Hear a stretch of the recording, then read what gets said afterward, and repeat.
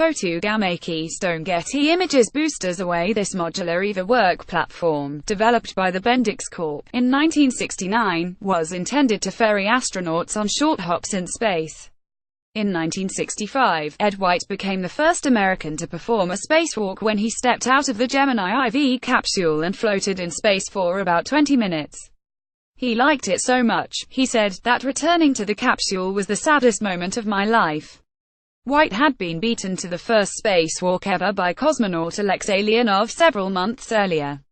But the American had the advantage of having a way to maneuver himself in space, thanks to a compressed air gun. More sophisticated personal space propulsion systems were already in the works.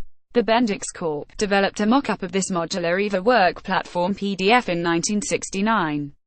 It's worth downloading the PDF just for the awesome Da Vinci half-human half-robot logo on the cover page. Strapped into the platform, an astronaut could perform missions that required a little over 2 kilometers in range and then, using electrically heated epoxy adhesive pads, anchor the unit to a space station, satellite, or other off-world worksite.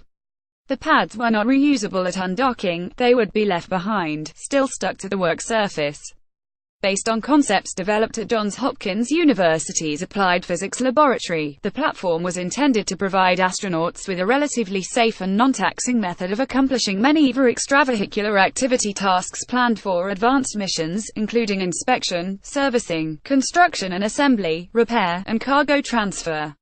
Photo NASA High Times astronaut Bruce McCandless used the Manned Maneuvering Unit MMU for the first time during a Space Shuttle mission in February 1984.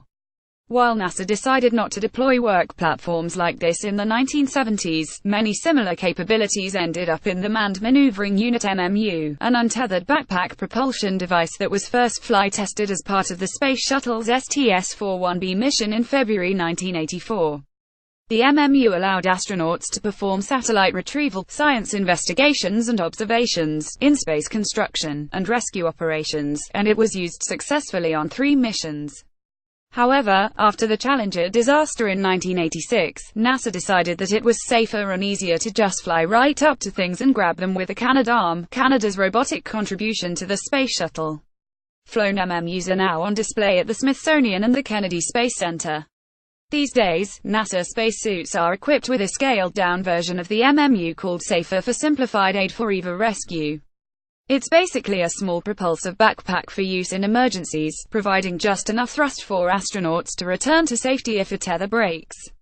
NASA is working on a way to control the SAFER system remotely, to bring back an astronaut who's incapacitated or who, like White, just thinks spacewalks are fun and doesn't want to come back inside.